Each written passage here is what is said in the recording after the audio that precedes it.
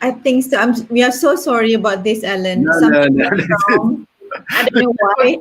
I don't think it never happened before, isn't it, Pro? Was it the first time? So we I'm need, trying to share again. Am I? yeah, we really seek your cooperation to, go back few slides. Okay, and I'm just going to also, because I've been using the fact that, well, actually, I'm near the end, so I don't need to worry about this because I'll stop sharing when I get to the end, won't I? So I won't worry about my second computer, which is where I was looking at seeing. I mean, I will reopen that because, sorry, 2 seconds. I will do that because I think it'll help me keep track. So I'm going to reopen on my second computer as well, but that'll be silent and everything, just so that I can see what's going on as well. So 2 seconds.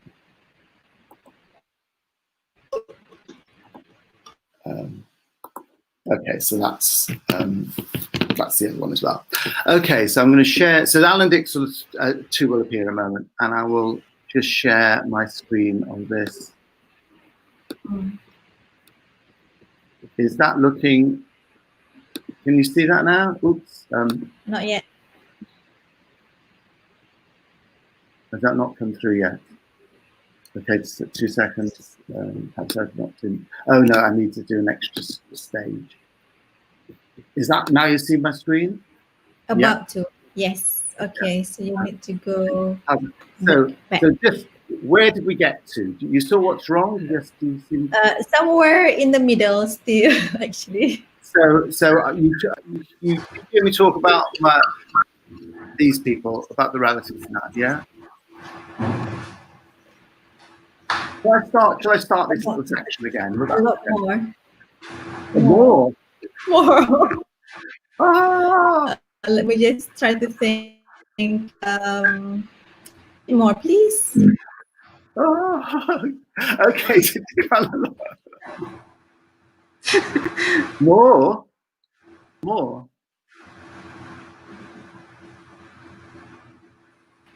Oh wow, no. I know, so sorry, Alan. I didn't realize that even the broadcast was ended until my friends pouring in all the messages saying that it's no longer live. Oh my goodness! So TechWave didn't say anything about TechWave?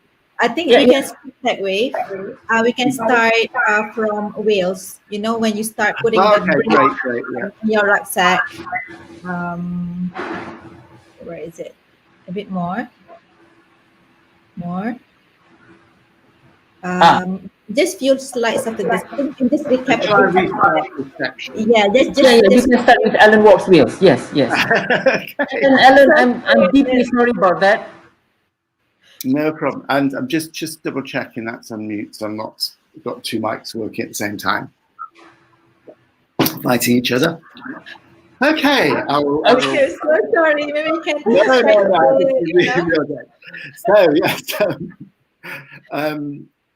So I've talked about then about creativity and Tarot TechWave, and also talked about talked about technical creativity in Tarot TechWave. So I'm going to move on to another vignette, which is about me walking around Wales, and 1,000-mile walk in 2013.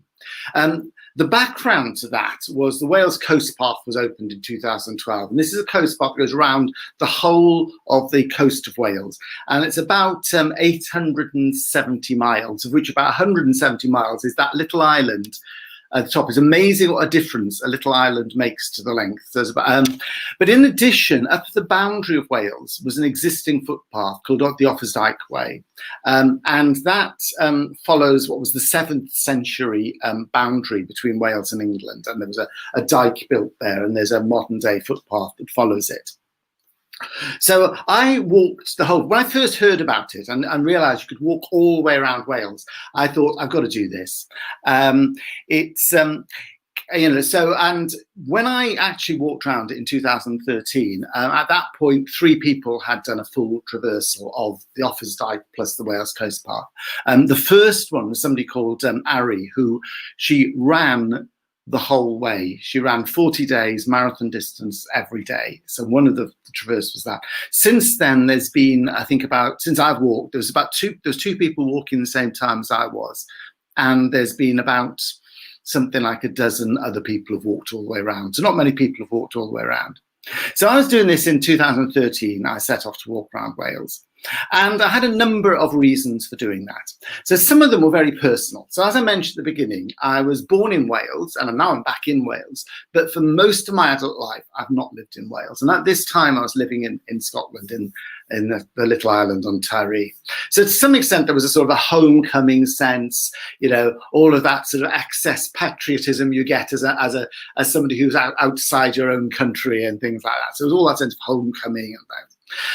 So lots of personal stuff going on. There were practical issues as well. So I was interested in, and these things that were practical, but as in technology practical. You know, what about the issues for technology for the work? What are the questions about that? You know, what about local communities I walked through? So I was very engaged with the community in Tyree, and I understood some of the issues there. So are those similar issues? As I walked around Wales, I wanted to keep an eye out for whether I saw the technology issues, similar ones, perhaps different ones. There's philosophical questions. There's a big philosophy about walking, actually. There was less at this stage in the human-computer interaction literature about walking. There's little tiny bits, but really very little. Since then, it's grown a lot. And some of that was because of this walk, and it inspired other people. Some that was just things that are happening at the same time. So there's lots of reflections about space and locality and the sense of identity, and language connects into this as well very much in Wales, because the Welsh language is so intimately tied with the Welsh identity. And then there was, should we say more pure research agenda as well. So I had a personal agenda. So there was things like, I've always been interested in the interactions, the issues about interaction when you have broken connectivity, just like we've had today. You know, so it's quite not a bad thing in ways that we've seen that happen.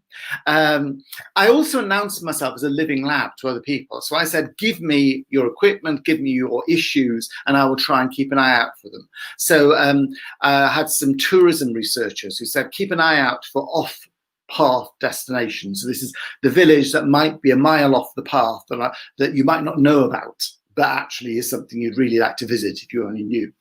So that kind of thing. I had somebody who gave me this box that was about the size of a brick, happily not the weight of a brick, but still as pointy as a brick, that went in my rucksack and stuck in my back, and I had to wrap with loads of clothes to stop it from being too painful.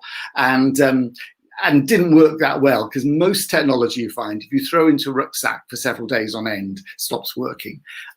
So there's some real challenges for if you want to do research actually in the wild, when you go out of your lab and put the things you design into a real environment. And boy, is walking quite a, you know, bouncy environment. So I had lots of things that I was looking at. You notice there's a long list here of, even within each of these categories, multiple things, and also lots of categories, lots of kinds of things, from very personal things to very philosophical things. And as a researcher, as a human being, I guess, I've never had hard boundaries between these. So some people say, oh, I'm a theoretician, or I'm a very applied scientist, and so like that. For me, the two sort of flow in and out from each other. You know, and that's true of the research practice side. It's also true of the sort of personal philosophical side. There's clearly all of these things flow together. In one sense, my early talks about this before I went walking, I was saying this is 19th century science. And in the sense that if you look at 19th century scientists, you'd get people who were practically doing things like designing steam engines, but also using that understanding from the practical design of the steam engines to understand the fundamentals of theoretical physics that have led to, you know, thermodynamics and entropy and all this sort of stuff. And the two were hand in hand. So if you had a Royal Society lecture at that point, it would involve things that would be, now we'd see as being scientific, but also things we'd see as being engineering, and some things that were applied and some things theoretical, but all tied together. So I was putting myself into that frame. But it was interesting, the talk I gave before I set off walking was in Cardiff Metropolitan University. And the day before I set off walking, I gave a talk there. And the person who was introducing me was a professor in the humanities. And she said, actually, I think this isn't 19th century science. I think this is medieval scholarliness. So I quite like that idea. I like the idea of being a medieval scholar. So I'll go with medieval research. But crucially, you notice I'm not respecting the boundaries of discipline. I'm not respecting the boundaries between theoretical and practical. I'm just almost ignoring them and certainly breaking them. And also, like the tech raid, it wasn't that I didn't have concerns that I took, but I didn't have a hard schedule of outcomes. And just like the tech raid, because there isn't a hard set of things I was doing, lots of things happen. So lots of creative writing that's come out of this, including the first poem I wrote when I was walking. So that's creative writing out of it. Lots of technical and academic outcomes. At last count, and I should have gone back to check this, but somewhere between a dozen and 15 academic publications, book chapters, articles that have come out of this, and goodness knows how many talks. So lots of academic outcomes as well. But most crucial of all is in doing this, I was seeking questions. And I find, I'm quite good at problem solving. So if I know there's a problem, I can often find a solution to it. I'm not going to say all the time, but I'm not bad at doing that. But what's the right problem? What problems should we be looking for solutions to? And I think that was one of my crucial things for doing this walk is what are the questions I should be asking? And I'll give you a few examples of questions that did emerge from the walking. So one of them was more social science side one. So I'm not going to make hard boundaries between my social science and my technology. And in North Wales particularly, there are communities all along North Wales where the industry has died, where the jobs that went with that industry have all gone. Some of them you see the community has imploded and collapsed, and it's just evident as you walk through. You don't have to talk to people, you just see it, and so many things around you. Others, it's clear they have a vibrant community. And so the question for me, and one of the questions for me has been, what makes that difference? If I could understand that, you might be able to help the communities that are failing. Certainly, if industries die and industries change, and we know this, how do we help deal with those impacts? And again, post-COVID, we know we can see a lot of unemployment and things. So if we could understand what it is, but when those social and economic, and particularly economic crashes happen, that can make communities resilient or not, we'll be in a really good position to help track things. So that's a question. I don't have all the answers to that one. Social science one, perhaps it takes a bit more effort to work out solutions to that than technical ones. I also was thrown back with things I should have known many, many years ago. And I did know in one sense, but was surfaced for me, was issues on both the technological and social sides about what it means to be in contact with people and also to use technology. One of my the academic writings there was a colleague of mine who did a grounded theory analysis of the blogs I wrote. And grounded theory is a way of doing it's a fairly rigorous qualitative analysis technique. And he took these blogs, which are very open blogs, analysed them and said, it's all about social interactions. And I said, rubbish. I could walk a whole day and hardly meet anyone, But actually, of course, what I wrote about was those meetings. But I hadn't realised how much I'd done that. But also, I had this guilt when I was walking. It was supposed to be about investigating technology. And to be honest, most of the day, the only two technologies I used as I was walking were a voice recorder and a camera. And I had other things with me. I had GPS devices, but they're all in the rucksack. And I was wearing some biosensors. But the things I was actually using were just these two. But then as I started, so this made me think, but also from the technical side, when I'd said this, I'd discover myself saying I never use technology and then having this long list of technological things and realizing there was a mismatch between at any moment when I was walking, I was on my own and I was using minimal technology.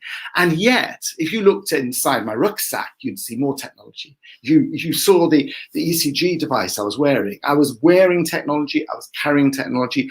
Some of that was for emergency use, some of that was for research use.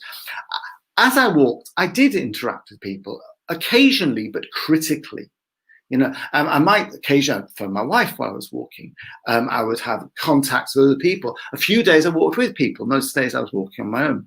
When I stopped, You know, whether that was for a few hours in a cafe or usually less a few hours at a cafe, or whether it was at the end of the day, might be talking to the cafe owners, I might be talking to people I met there, I might be talking to the shopkeepers, the people who if I stayed in a bed and breakfast, and the people who ran that guest house. When I stopped, I would also be whipping out my iPad and typing, because I was writing 1,500, 2,000 words of writing each day as well. I was uploading pictures to Flickr. I was doing all sorts of stuff. Before I walked, I did lots of work looking up places beforehand, looking at the route I was going to follow, connecting with people that I didn't know beforehand, that were introduced to me, who found out about what I was doing, and then connecting them to each other and introducing people to each other who I'd not known before and they didn't know. So lots of things happening, lots of social things happening before. And then afterwards, what am I doing now? I'm talking about the walk to you using technology. So we have a social interaction that is about the walk, which is about that experience, that is well after the event and is mediated by technology. So there's these sort of spheres from the moment that I'm actually walking to all of these bigger contexts it sits on. And it's so easy technologically and socially to forget those broader contexts. So I should have known that one. It really brought it home to me. The other thing, which is still an open question, you know, I have loads of data, and there's been some analysis. I've done some analysis, other people have done some analysis, but I think there's loads more to do. I mean, and it's of different kinds. There's this very hard-nosed sensing data. So we've got the largest ECG trace in the public domain, as far as I'm aware, which is a 2-point medical grade ECG I wore nearly the whole time. So I've got 60 days, and a lot of those are 2 days with a night in between. So you've got the rest night ECG as well as what I was doing during the day. Connected to GPS traces, so you know where I was, you know when I was doing it. I've got skin galvanometer readings. I've got the audio things. If I did voice message, I've got 19,000 pictures I took. I've got the blogs. So you have this data of all sorts of different kinds. And now each kind, you know, so like analyzing the blogs using grounded theory is one thing. Analyzing the ECG trace, and it's been used in some work towards looking at pacemaker design. You know, you can do that. But bringing these kinds of mixed data together is still quite an open issue. And there's been, again, some people have been doing work on that. But if you're interested in that, come let me know. This is all public domain data. You can see exactly what my heart was doing for 60 days of my life. Okay, I'll take a quick breath. And one last thing before, which I had lots of time for before the technology broke, but you notice now, just quick recap there. So in that experience as well, you have a very unstructured thing in one sense. Actually, very structured. I was walking around, but it was not in a research sense structured. And then a process of analysis. So again, you've got something which is breaking the rules from a research point of view, but then pulling back and finding things from it. And lastly, I want to talk, and I will talk briefly now about that topic that, you know, you can't have a meeting. I mean, every time I have a Zoom meeting, the first 5 minutes, you know, whether it's about the use of technology in Zoom, whether it's about the political situation related to COVID, but COVID, it's hard to have any meeting where you don't have 5 minutes talking about it. So I will talk about it. But I will link it also to other issues which will be here way beyond COVID, and particularly climate change. I think it connects into a lot, but there's a lot of public issues. So, but on the COVID front, very early, so this is, it was something like late February or perhaps early March, probably. There was a university vice chancellor, and I will say this was not my university vice chancellor. It wasn't Swansea University vice chancellor. There's a university vice chancellor talking on Radio 4, which is the radio program that is the most popular one for listening to in and out of work and things like that. It's the sort of serious news program that's on each morning, the national one. And it was just after the government had announced that the A-level exams, so that's the exams that children sit at the end of school, the schools are going to be closed during lockdown, and the A-level exams were going to be cancelled. And the university vice chancellor said, and actually the other bit of context was the schools are being closed except for the children of key workers. So if somebody was a hospital worker, the school would be kept open for their children so that they could go to work, basically. And the university chancellor said, if it's safe to keep schools open for children of key workers, then surely it's safe for students to gather spread out in a, you know, you can imagine his mind's large in an exam hall. You can sort of see his mind thinking, all these people spread out. what's safe. So I'll let you think a little bit about why, what's good and bad about that statement. But that was a university vice chancellor, respected and all that, but I have no idea of background. So now I'm going to go to new scientists. Of course, we all trust scientists, don't we? And it was this article on the very early in the pandemic, but 28th of March. And it was about the immune system and the way it ages differently. But it was what I'm going to do is not the article as a whole, it's just the introductory paragraph. And the introductory paragraph says, wash your hands religiously for 20 seconds. I hope you've all been watching your videos about doing that. Sneeze into your elbow. I don't know if you're told to do that in Malaysia. We were told to sneeze into our elbow, I think, to stop it going out like that. Avoid touching your face, and that's so you don't carry germs back and forth. Stay 1 meter away from all other people, or 2 meters, we're saying now. And as a last resort, self-quarantine for a week with only your emergency rations for company if you want to avoid getting the new coronavirus. All of these are a good idea. Doesn't sound too unreasonable. I've now got a relative of mine. So this is somebody in the United States, not a scientist. And she said, and it's on a Facebook comment, I don't understand. First it was 1 or 2, and then it was thousands. And I think we're aware of some of the coronavirus, people who think that it's all of the conspiracy theories around it that said, oh, it's all an invention. And I think this is not that she was thinking that, but this disbelief as how it goes from being 1 or 2 people to thousands. That can't be true. There must be something not quite right going on there. And you can see how that emerges as an idea, because it is really hard to grasp. So let's just have a quick look at each of those and see sort of sense what's wrong with them. But I'm actually saying it's quite reasonable, these things. So the first one is this vice chancellor. If it is safe to do X, then it's safe to do Y, right? And it's taking this idea that something can be safe or not safe. And actually, with coronavirus, it's all about managing risk and about the cost benefits. So it's not safe for those children, key workers, to be in school, but actually it was worth it because it's important that their parents could go to the hospital or do whatever job they had. The university vice chancellor, sorry, not the university chancellor now, sorry, the new scientist, if you want to avoid getting the new coronavirus, well, actually, some of those things are about avoiding it, but a lot of it, so I think the big advantage of wearing a mask, for instance, is that you're less likely to spread it to other people if you have the coronavirus. It's actually a lot of it's about not spreading it further. It's about infection control, not personal protection. And it's not that there isn't a personal protection side there, but if you think of it solely in terms of personal protection, that doesn't actually answer the core issues for about spreading. It's about, and also very difficult here, each action each one of us takes probably doesn't make a difference. When you meet somebody, if you do speak very close to someone, and neither of you happens to have the coronavirus, you have no effect. It didn't matter, because you don't know. And each of those ones, each of which is insignificant, adds up to something that is really important. And then my relative, first it was 1, 2, then it was thousands. That difficult of understanding numeric things. And numeric data is core to society. It's not that we have to understand every number. We don't have to all be spreadsheet experts, but so many of the big issues are about things which are numeric, but not necessarily needing to know exact digits. And again, think about things like climate change. So what I'm going to do is I'll just, one is I've mentioned climate change multiple times. This is not just about climate change. It's certainly true of climate change. A lot of these same issues arise. Also, I don't know whether you've heard about Brexit in Malaysia, but this is Britain is leaving the EU on the 31st of December this year, and all the issues that have run up to that and why it's happened and the discussions about that. And you see similar problems in terms of the argumentation in that as well. And I'm sure many issues, I'm sure you will have issues in Malaysia that are similar.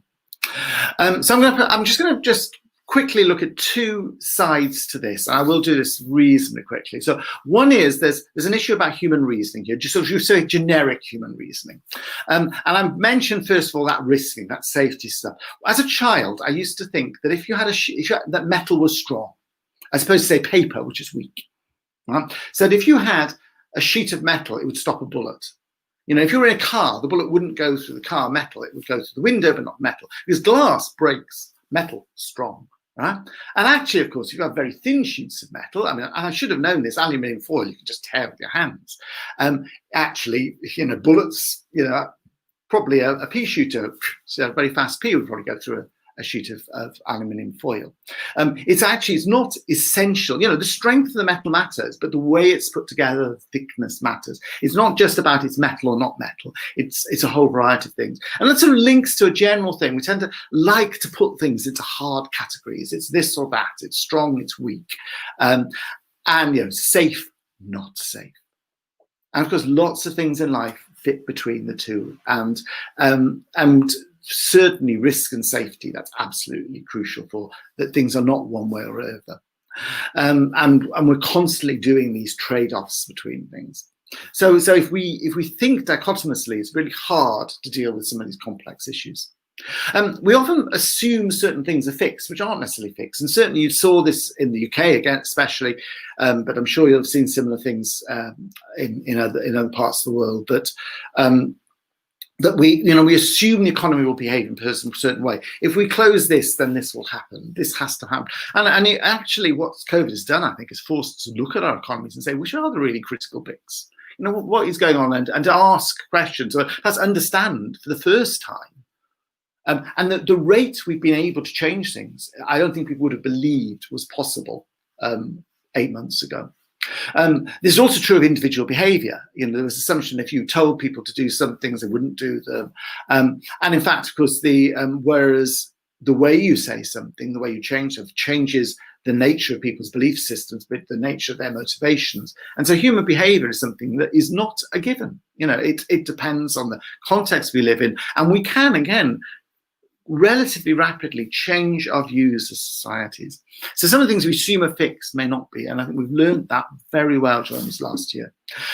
There's also this issue of diffuse responsibility. You know, it's very hard to do things which individually make no difference, but together have a difference. And yet that is absolutely essential. It's essential in COVID. It's essential for climate change. You know, when something's very direct, if I drive down the road too fast in a residential way, I know there's a risk a child might run into the road and I'll knock them down. It's a very direct risk.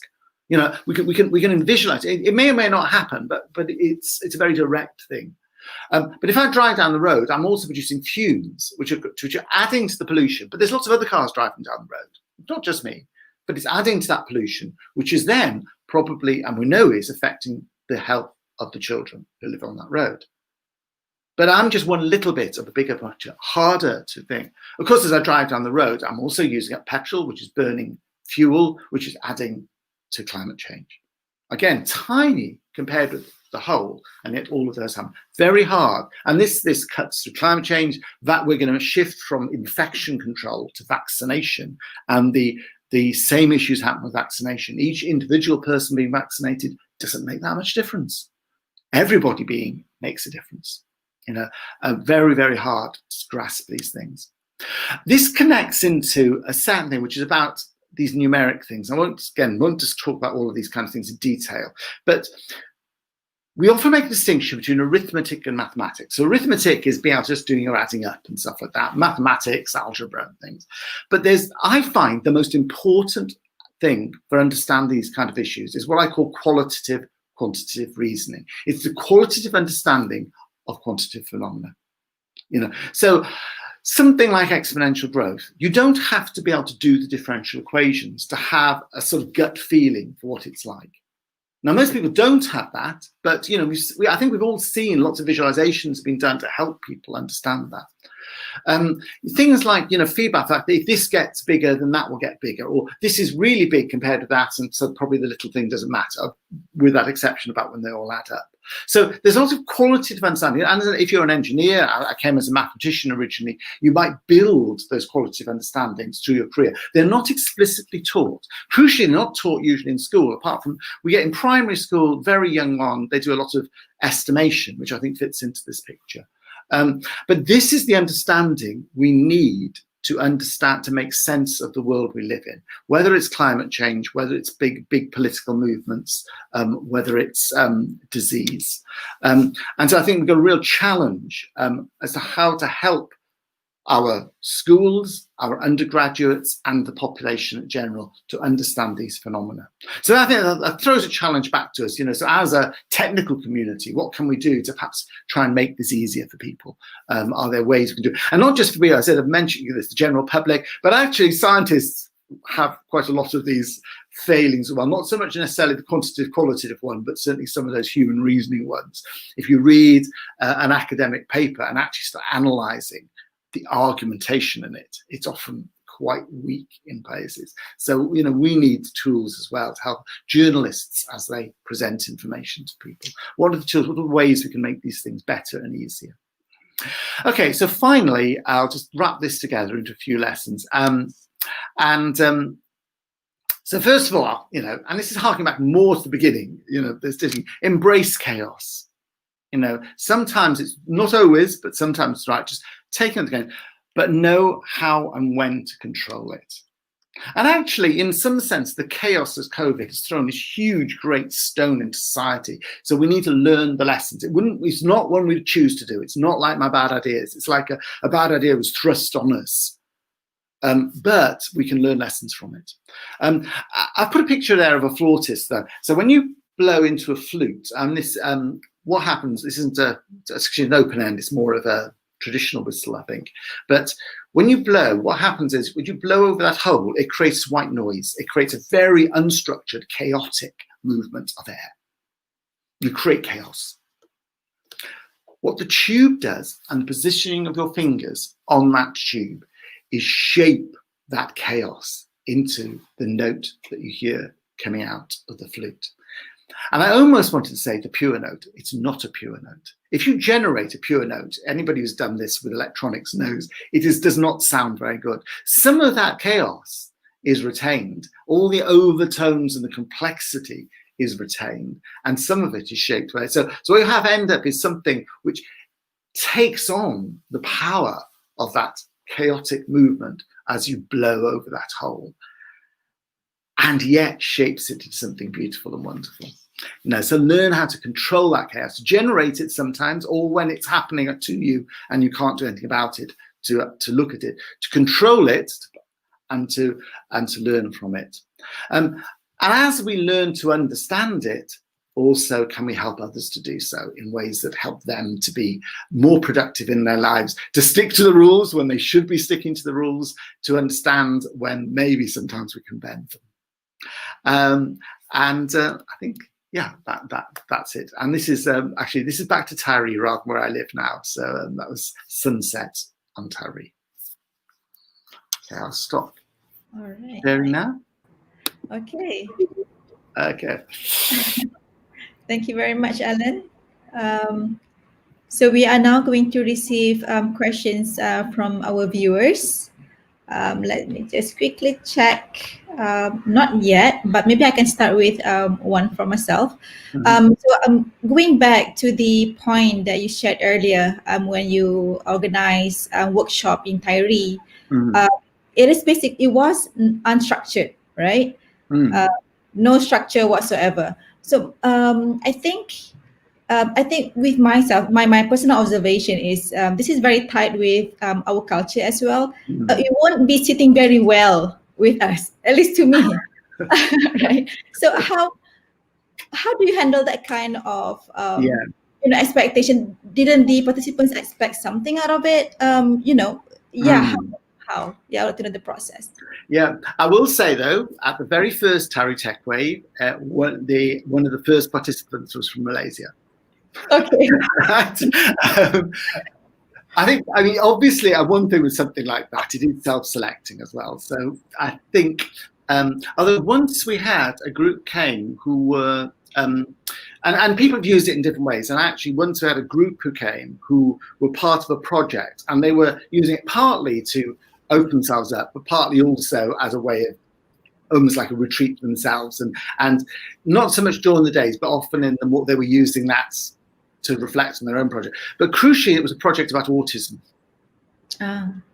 And one of the people with them was autistic. He was a PhD student, but was, and we did have worries about how this would work, because as an environment, it's not just the lack of structure; it's the chaotic nature of the event. Actually, in fact, it worked fine, but I certainly did have worries about that. And so two things. One is the expectation bit, and one of the it was far more stressful. After a bit, I got used to it. I knew it was going to work, and I didn't have to worry anymore. But the first few, and every so often I had a small one with new people. So sometimes they were big, and sometimes they were smaller. And it was small people, but they were perhaps new people. I would have some of the same worries that came, because I was the organizer, and boy, was there a lot of personal, I mean, I felt they had personal expectation, and certainly I was feeling responsible. So then I really did have to sit on my hands, because it wasn't just that if it's silent, I feel I need to say something, sure, but also I felt responsible to do it. And so a lot of that was actually about not doing things. And as a rule in life, we should think more about not doing things, and there's two ways. Sometimes as an academic, I spend all my time feeling I should be productive, writing things, doing emails, doing talks and presentations, rather than sitting and reading, sitting and thinking. So one is that. The other is to look at those sort of gaps of not doing and understand what's happening there. And so some, so it's a bit, but now, and I mean, to be honest, actually, I think in that very first tech wave, I actually did a bad ideas session with them as well. So when I say there's no structure, every so often you throw something in. So that was part of my kit bag of things you could throw in, which also helps people to start to think. Quite a few of them, and again, I'm saying not structured, there was no fixed outcome, but especially the early ones, it's less and less, which is partly because it's just different dynamics. The dynamics change. But, sometimes I do something like get a couple of people from the island to come in. Who, there's some people who were part of the tech wave anyhow, but people who weren't part of tech wave to come in and just talk for half an hour with people. And so that was just, and it wasn't, and now you have to solve their problem, whatever. It wasn't like that. But just doing things which gave a little bit of a kick, So sometimes, you do have to throw the stone and let the ripples come out. And but what you have to do is then let the ripples come out. But it is, you are right. There are cultural differences, and yes, and one of the things I've been trying to develop over a number of years are techniques that help people, because it's not just about cultural, it's also about individual differences. Correct. And helping people. You might have heard, I can't remember if you've ever heard me use the word personality processes, the things that help you to do the things you want to do, given who you are. Not if I was this kind of person, I'd be able to do X. But given who you are, this is our God-given tool, thing, minds, our bodies, this is what we've been given. Yeah. Not to say if it was something else, if I had a better version, but actually say, so I've been trying to do, particularly at the intellectual level, the creativity level, so what are the tools we can have, given who we are, that enable us to do things. Sometimes to be more open, sometimes to be more structured, and both ways around. Yeah, I look forward to follow up on that later.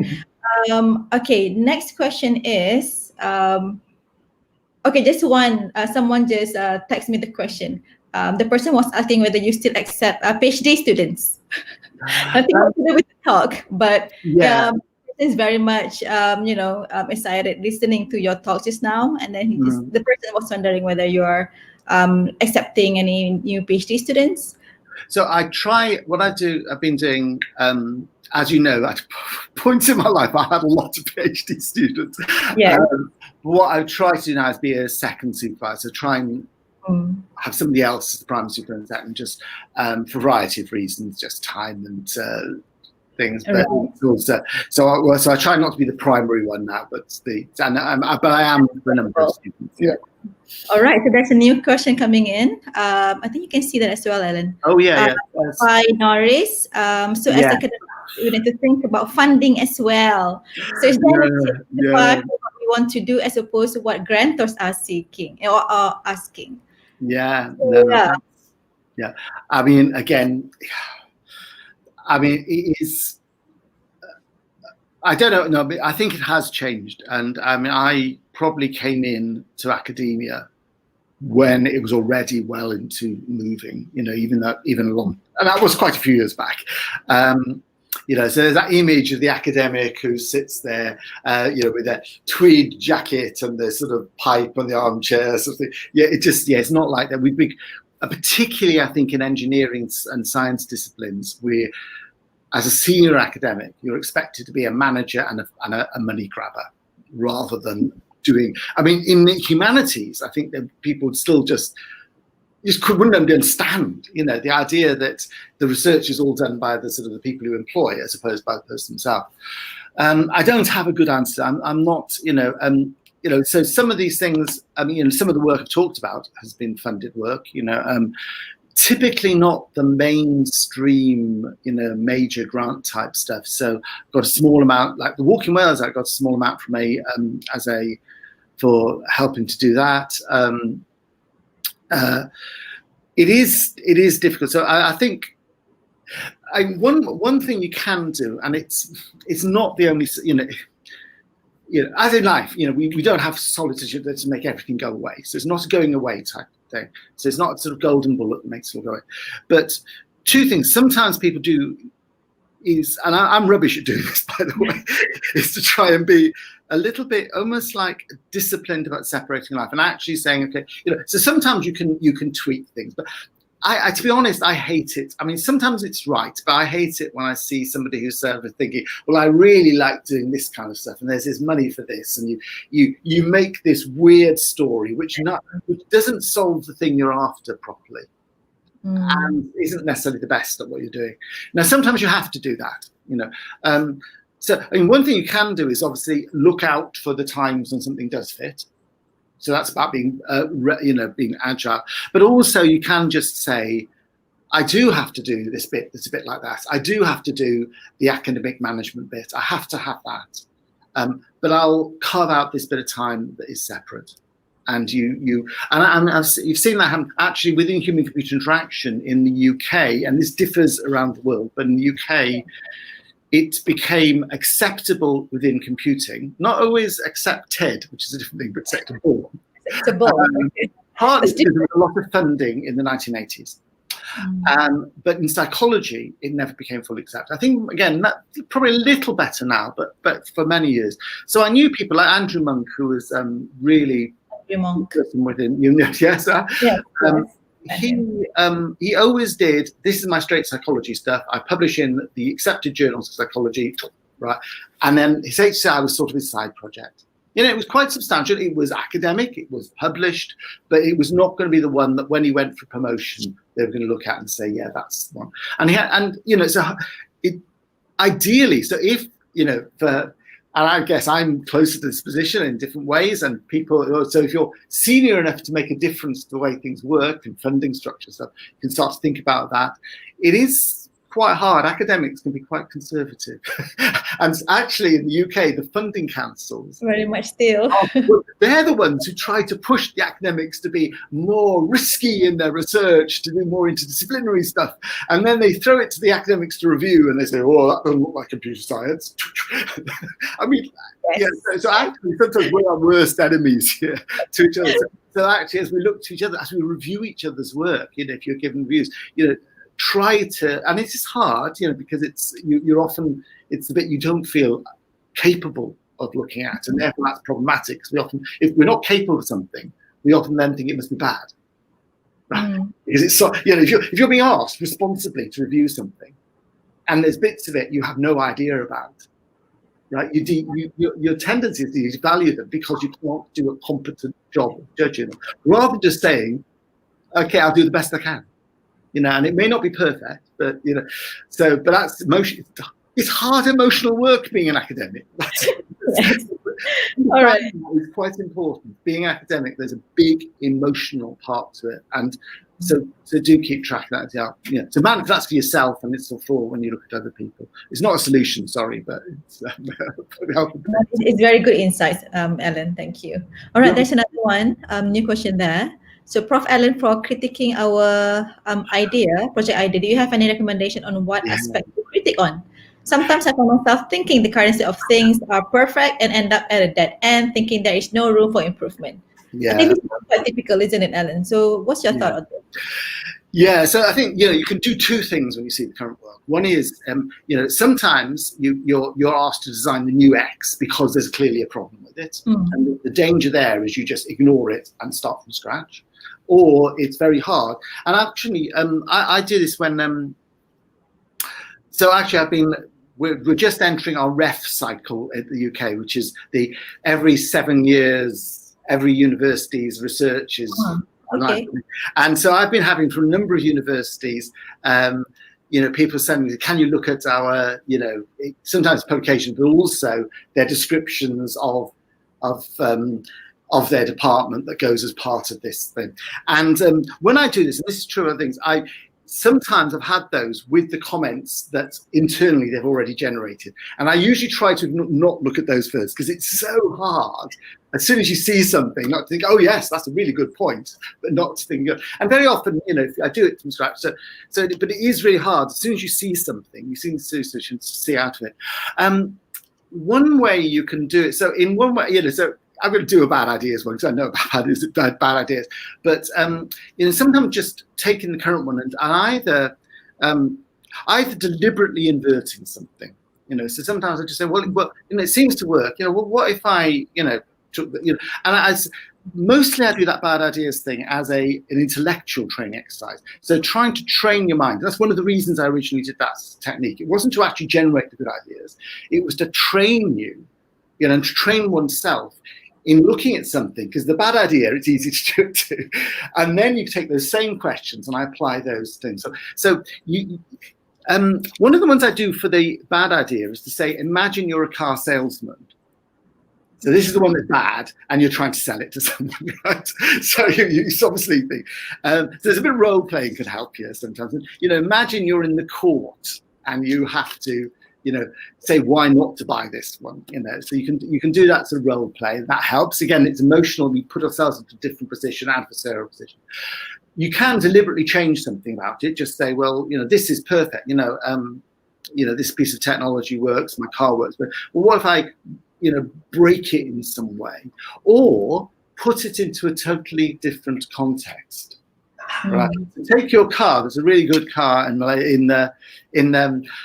what's I forgot the name of your city. What city are you in? Kuala Lumpur. Oh, you're in. I'm going.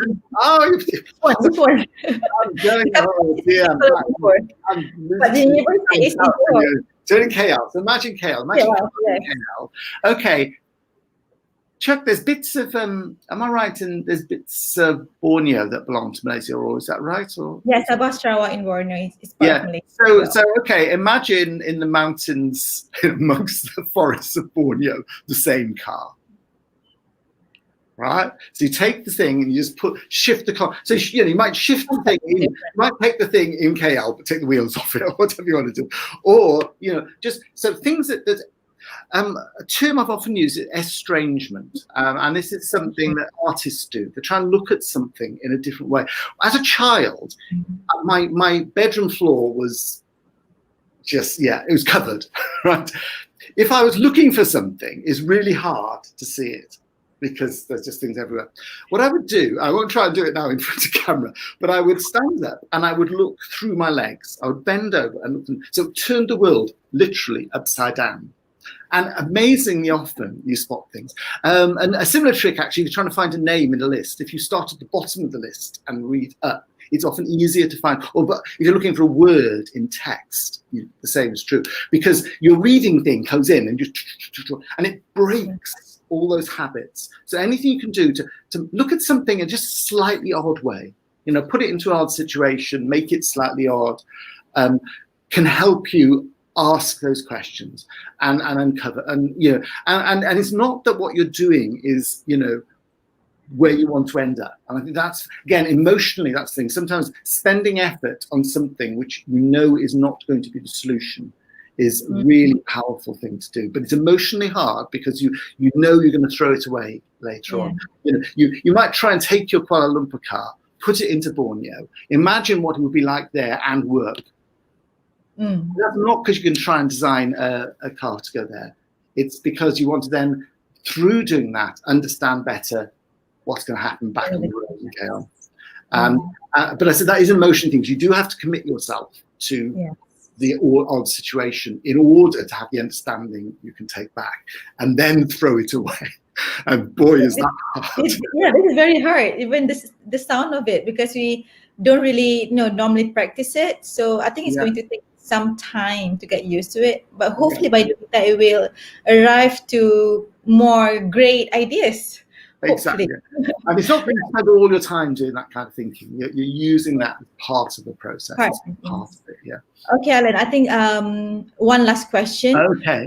I received quite a lot actually on my phone, on the right down here. So which one? There's one here and there's another one on my phone on Brexit and climate change. Which one? I think I will say the one that I received on my phone.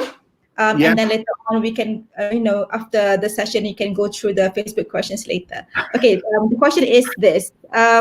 What is your view on the roles of social media in Brexit and climate change and acceptance of scientific information? Oh, wow, Wow, yes. I noticed that you also read a lot, and your response to what's happening in surrounding. I mean, it is, I always think, well, actually, I mentioned my family. I have a part of my family, I have a half brother who emigrated to the States, to Canada when I was a child, and we lost contact. And through Facebook, re-established contact with that branch of the family. So I always forgive Facebook an awful lot, but not so much. It is difficult. We know a lot of the problems with social media, the way it creates those echo chambers. But also this is true of Google as well. People don't realize that when they search things in Google, that it is taking into account their characteristics. And so if you search something, I search something, we will end up seeing different things.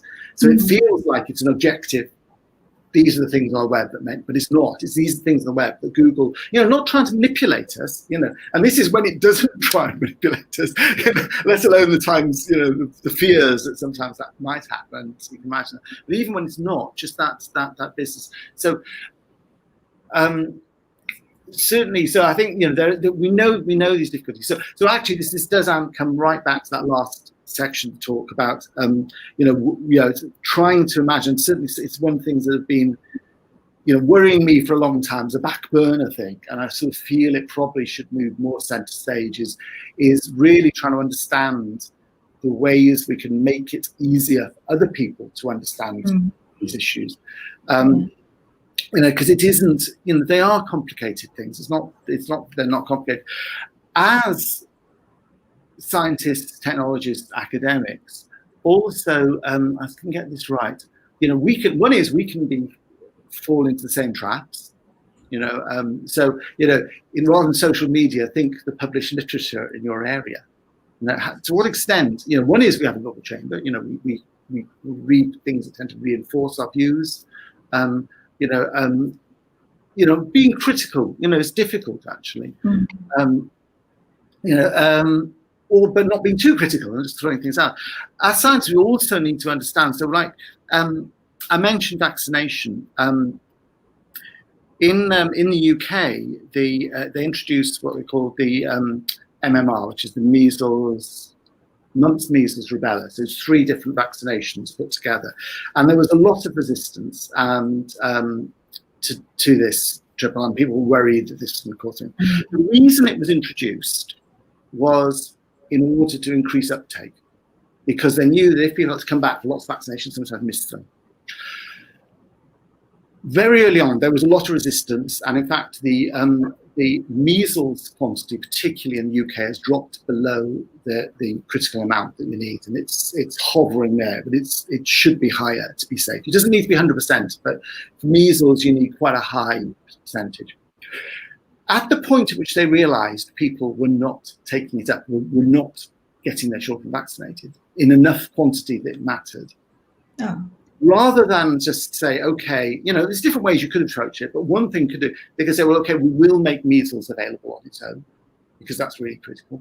Even though we'll still say it is better to take this, it's better to take them as a single shot, but to have them. But they didn't.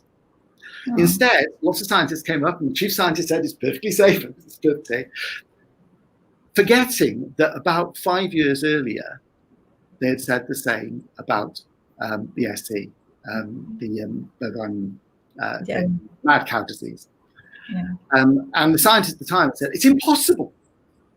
They were wrong, and we know we make mistakes. And it's really, again, really hard to communicate this, that science is not, it's both really solid, but it's also changes. And so we need to be both, and so what happened at that stage, they'd said it was, they were wrong. They probably shouldn't have been as strong about their statement at that point.